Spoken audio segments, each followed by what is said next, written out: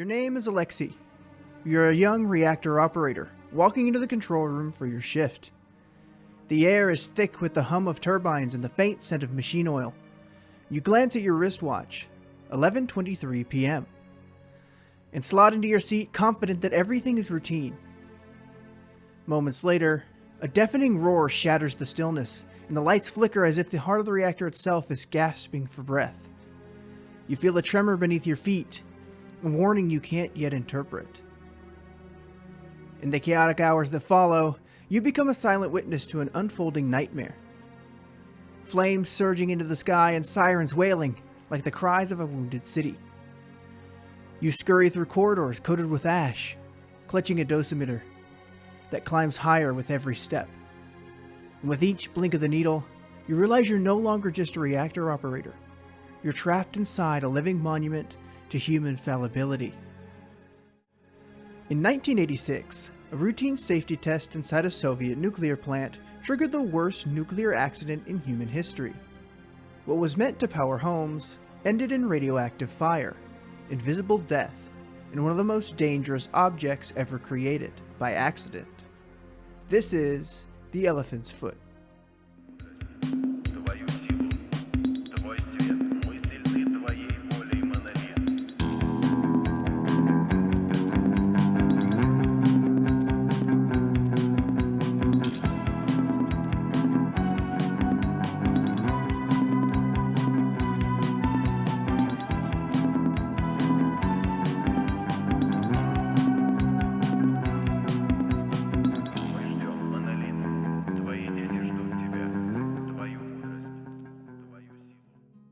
In the early 1970s, the Soviet Union raced to expand its nuclear power capabilities. Near Pripyat, construction began in August of 1972 on the Lenin nuclear power plant. This plant would become home to the RBMK reactors, a design rooted in wartime graphite-moderated reactors but scaled for massive electricity production and even occasional plutonium production. These reactors included modular graphite blocks and pressure tubes, enabling rapid on-site assembly using existing industrial capabilities. RBMKs used ordinary light water as coolant and graphite as a moderator. The graphite slowed neutrons without absorbing many, which allowed the use of low-enriched uranium instead of costlier, higher enrichment fuels. This minimalist design meant reactors could be built quickly, cheaply, and refueled while running, raising uptime. This would help meet energy targets. The reactor had roughly 1,600 vertical tubes, each filled with nuclear fuel that was cooled by water to create steam for electricity. Around these tubes was a huge block of graphite that helped keep the nuclear reaction going by slowing down particles. Workers controlled the flow of the fuel and adjusted safety rods either by hand or using cranes. When inserted, the graphite tip momentarily increased reactivity due to water displacement. This positive scram effect was known, but was considered a minor quirk and not a potential trigger for disaster.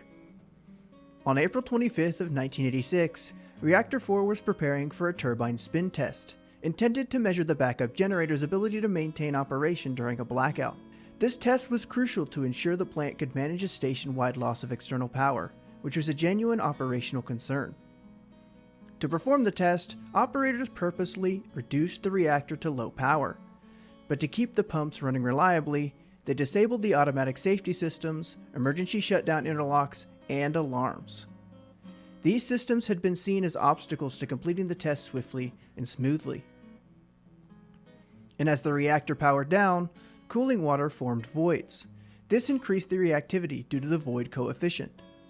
And recognizing that the power dropped too low, operators withdrew most of the control rods even further, exacerbating instability. When they initiated the shutdown scram, the graphite-tipped rods inserted, which momentarily displaced the water and caused a sudden spike in reactivity in the lower core. This spike, against a backdrop of disabled safety systems and instrumentation limitations, triggered a catastrophic power surge. The fuel channels ruptured, leading to a steam explosion that blew off the reactor's lid. Seconds later, a second explosion tore away the containment walls. After the explosions, debris and molten core materials began pouring into the wreckage. The intense heat resulted in uranium, zirconium, graphite, steel, concrete, and sand all fusing together in a viscous lava-like substance called corium. By December, this corium had solidified into a 7-ton mass located in the maintenance corridor between Reactor 4. Its wrinkled, blackened surface resembled an elephant's foot, thus earning its grim nickname. This elephant's foot melted through 2 meters of reinforced concrete, flowing through pipes and cracks into many chambers of the site. It was too hot to touch, 8 to 10,000 roentgens per hour. You'd die in minutes just standing next to it. The initial readings confirmed that it could deliver a fatal whole-body dose of radiation in under 3 minutes. Responders had to use remote equipment, like trolleys, and even fired bullets at the monstrosity to chip off samples.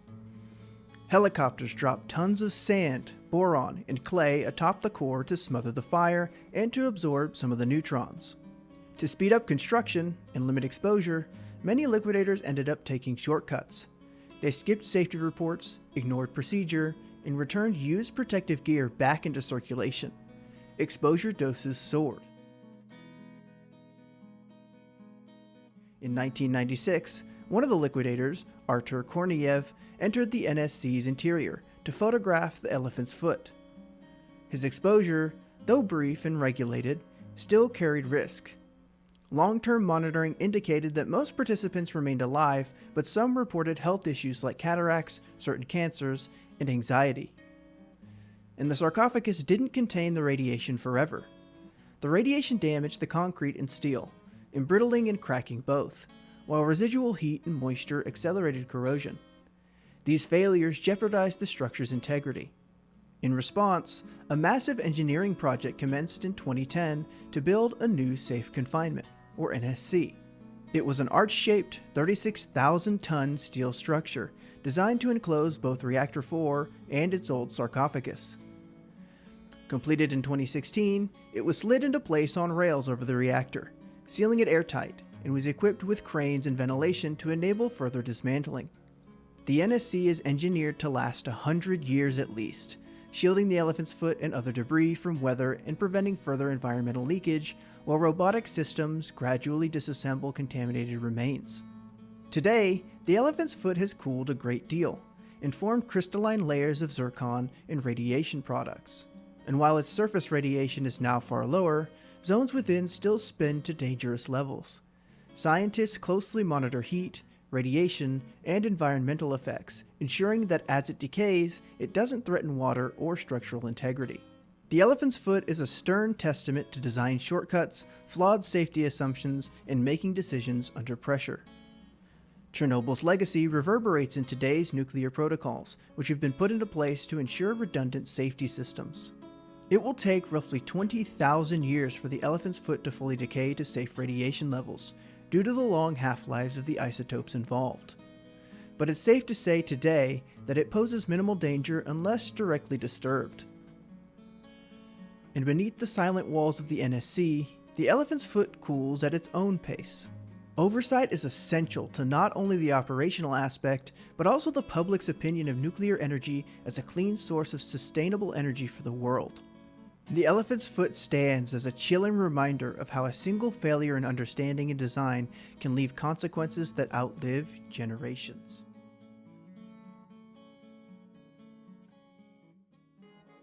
Hey guys, Centurion here.